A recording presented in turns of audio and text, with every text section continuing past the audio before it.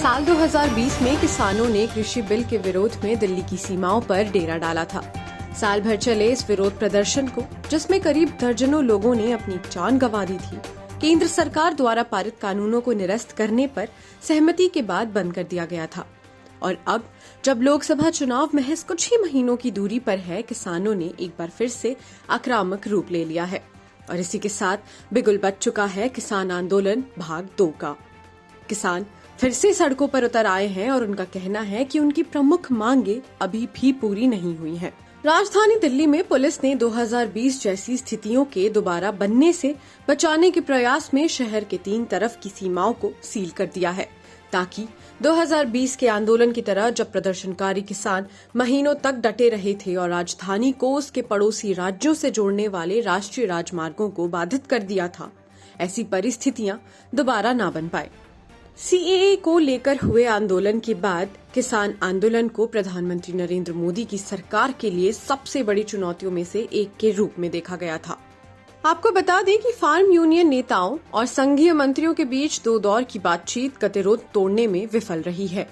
किसान सुनिश्चित न्यूनतम मूल्य की मांग कर रहे हैं, जिसे न्यूनतम समर्थन मूल्य या एमएसपी के रूप में भी जाना जाता है, जो उन्हें अपनी अधिकांश उपज सरकार नियंत्रित थोक बाजारों या मंडियों में बेचने की अनुमति देता है। वे यह भी मांग कर रहे हैं कि सरकार किसानों की आय दोगुनी करने का अपना वादा पूरा करे। हालांकि पिछली बार के विपरीत जब मुख्य मांग कृषि कानूनों को रद्द करने की थी, जिसे सरकार ने लगभग 2 साल के विरोध प्रदर्शन के बाद स्वीकार कर लिया था, इस बार किसान केंद्र सरकार से कई उपायों की मांग कर रहे हैं, जो उनका कहना है कि वित्तीय व्यवहार्यता के लिए आवश्यक है। पहले के विरोध प्रदर्शन सरकार द्वारा लगाए गए 3 कृषि कानूनों के जवाब में थे, जिससे किसानों को खुले बाजारों से जोड़कर लाभकारी कीमतों का वादा किया गया था, जिसका उद्देश्य किसानों की आय को दोगुना करने के सरकार के उद्देश्य को प्राप्त करना था। हालांकि प्रदर्शनकारी किसानों ने नए कानूनों को खारिज कर दिया और दावा किया कि वे उन्हें निजी कंपनियों की दया पर छोड़ देंगे। संयुक्त किसान मोर्चा और किसान मजदूर मोर्चा सहित 200 से अधिक किसान संघों ने कई मांगों को स्वीकार करने के लिए केंद्र पर दबाव बनाने के लिए दिल्ली चलो मार्च का आयोजन किया है।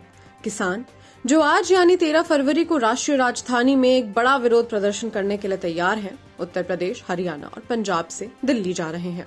हालांकि पिछले किसान प्रदर्शन जैसी किसी भी परिस्थिति को टालने के लिए दिल्ली पुलिस ने अपनी कमर कस ली है।